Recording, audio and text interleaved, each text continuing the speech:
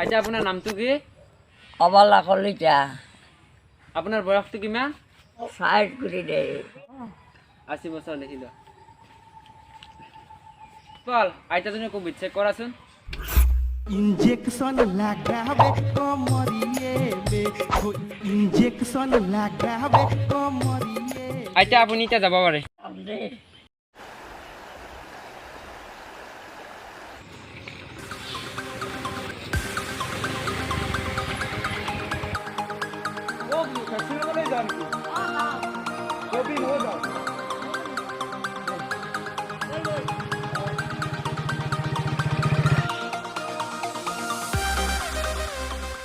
ভেকচিনটো বা কি বস্তু? খোৱাই বস্তু। শুনিছোঁ নহয় খোৱাই বস্তু। সেই নহয় অ' মাস্কখন দেখা নাই পিন্ধো আমি এইটোকে পিন্ধা বস্তুৱে হ'ব।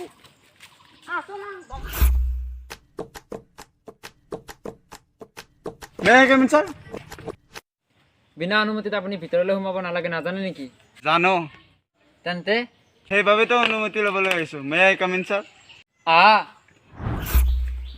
ছাৰ ভেকচিন ল'বলৈ আহিলোঁ। আপোনাৰ নামটো কি? আকাশ কলিতা। আপোনাৰ বয়সটো কিমান? 27।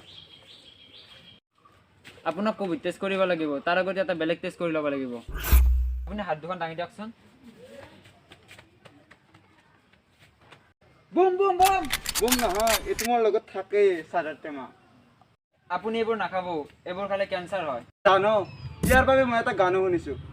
আই এম এ ডিস্কো ডেন্সাৰ, চাদা খালি হয় কেঞ্চাৰ। হ'ব আপুনি টেষ্ট কৰিব নালাগে। আপোনাৰ কোভিড টেষ্টত নিগেটিভ আহিছে, আপুনি এতিয়া ভেকচিন ল'ব পাৰে।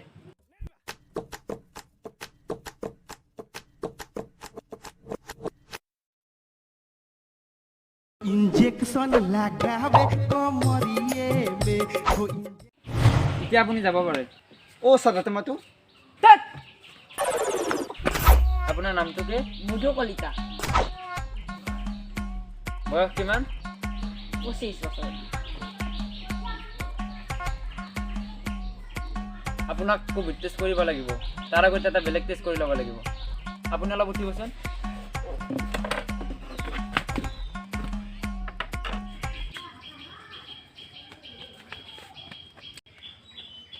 চুৰি চুৰি চুৰি কলম মানে মই অনুভৱী ব্যক্তি, য'তে যি পাওঁ লিখি লওঁ।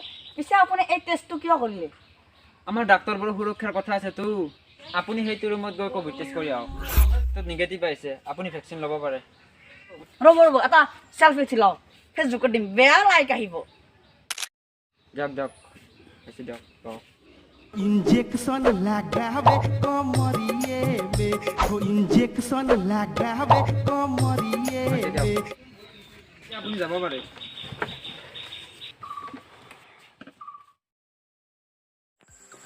আৰে মোৰ কি হৈছে? চকুৰত ধুখৰ দেখিছোঁ, মূৰটো বিষাইছে। এয়া নিশ্চয় ভেকচিনৰ চাইড এফেক্ট হ'ব।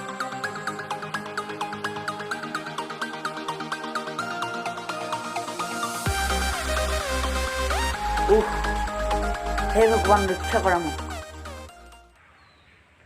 2 বাজিলেই, মই ঘৰলৈ যাওঁ।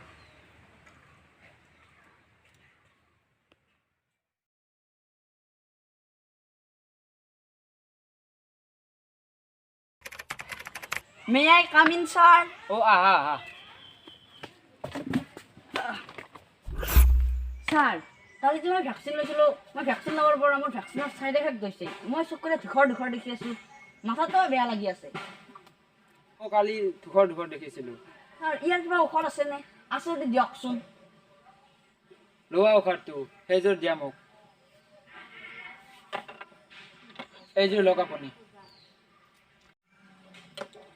ছাৰ চমৎকাৰ হৈ গ'ল, মই চকুৰে ভাল দেখি আছোঁ। ছাৰ চমৎকাৰ হ'ল, ধন্যবাদ ভগৱান, ধন্যবাদ ছাৰ। ধন্যবাদৰ কোনো কথা নাই। পিছে আপোনাৰ চশমাৰ দ্বাৰা লগে লগে ভেকচিনৰ চাইড এফেক্টক প্ৰতিৰোধ কৰিলে যে কেনেকৈ ছাৰ? কালি মই ইয়াৰ পৰা গৈ মই ধুখৰ দেখিলোঁ। মই মোক ধুবলৈ বাথৰুমলৈ গ'লোঁ আৰু তেতিয়া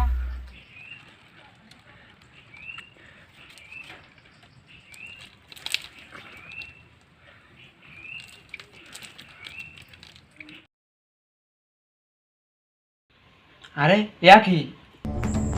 বুজিলোঁ, সকলো সমস্যাৰ মূল কাৰণ এই চশমা। বাৰু অঁ বুজিছোঁ তেনেহ'লে যাওঁ ছাৰ অঁ যাওক তে নমস্কাৰ আপোনালোকে ভিডিঅ'টো চাই কেনেকুৱা পালে কমেণ্ট বক্সত জনাব ভিডিঅ'টো লাইক কমেণ্ট শ্বেয়াৰ আৰু চেনেলটো ছাবস্ক্ৰাইব কৰিবলৈ নাপাহৰিব আমি এই ভিডিঅ'টো কমেডি টাইপত বনাইছোঁ যদিও এইটো কমেডিৰ কথা নহয় কিছুমানে ভেকচিনৰ ছাইড এফেক্ট থকা বুলি ভাবে কিন্তু এইটো ভুল ভেকচিনৰ কোনো ছাইড এফেক্ট নাই আপোনালোকে ভেকচিন লওক আৰু ভেকচিন ল'লে জ্বৰ বা গা বেয়া লাগিব পাৰে এইটো স্বাভাৱিক কথা কিন্তু এইটো ভেকচিনৰ কোনো ছাইড এফেক্ট নহয় আপোনালোকে ভেকচিন লৈ কৰোণামুক্ত দেশ গঢ়াত সহায় কৰক ধন্যবাদ